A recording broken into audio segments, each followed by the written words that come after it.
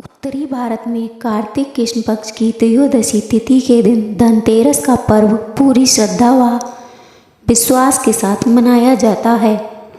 धन्वंतरि के अलावा इस दिन देवी लक्ष्मी और धन के देवता कुबेर की भी पूजा करने की मान्यता है। इस दिन को मनाने के पीछे धन्वंतरि के जन्म लेने की कथा है। कथा के अलावा दूसरी कहानी भी प्रचलित है। कहा जाता है कि एक समय भगवान विष्णु मृत्यु लोक में विचरण करने के लिए आ रहे थे। तब लक्ष्मी जी ने भी उनसे साथ चलने का आग्रह किया। तब विष्णु जी ने कहा कि यदि मैं जो बात कहूँ तुम अगर वैसा ही मानो तो फिर चलो।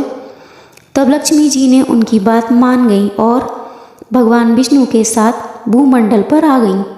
कुछ देर बाद एक जगह पर पहुंचकर भगवान विष्णु ने लक्ष्मी जी से कहा कि जब तक मैं ना आऊं तुम यहाँ ठहरो, मैं दक्षिण दिशा की ओर जा रहा हूँ, तुम उधर मत आना।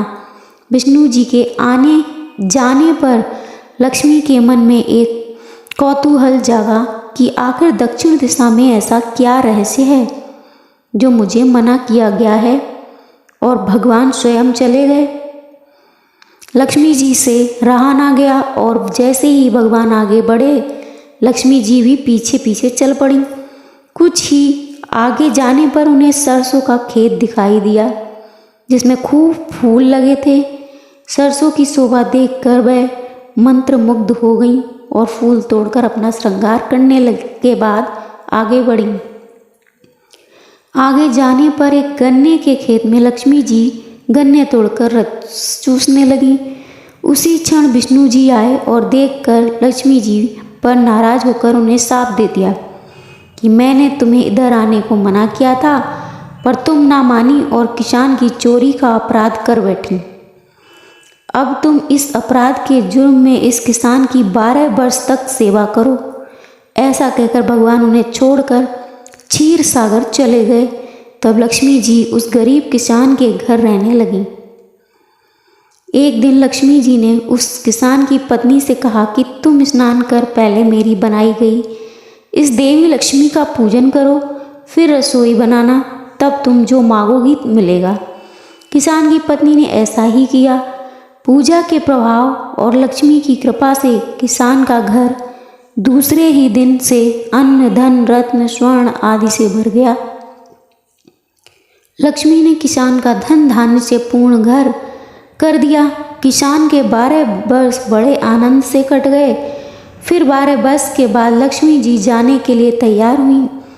विष्णु जी लक्ष्मी जी को लेने आए तो किसान ने उन्हें भेजने से इनकार कर दिया। तब भगवान ने किसान से कहा कि इन्हें कौन जाने देता, यह तो चंचलता है, कहीं नहीं ठहरती, इनको बड़े बड़े नहीं रोक सके। इनको तो मेरा श्राप था, इसलिए 12 वर्ष से तुम्हारी सेवा कर रही थी। तुम्हारी 12 वर्ष सेवा का समय पूरा हो चुका है। किसान हठपूर्वक बोला कि नहीं, अब मैं लक्ष्मी जी को नहीं जाने दूंगा। तब लक्ष्मी जी ने कहा कि हे किसान, तुम मुझे रोकना चाहते हो तो जो मैं कहूँ वैसा करो।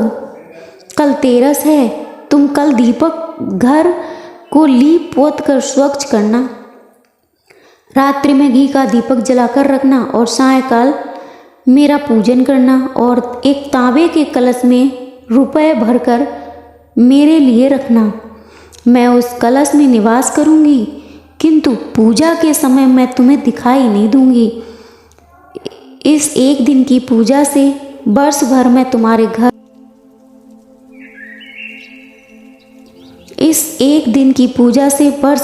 तुम्हारे घर से नहीं जाऊंगी। यह कहकर वह दीपकों के प्रकाश के साथ 10 दिशाओं में फैल गई। अगले दिन किसान ने लक्ष्मी जी के कथा अनुसार पूजन किया। उसका घर धन धान्य से पूर्ण हो गया।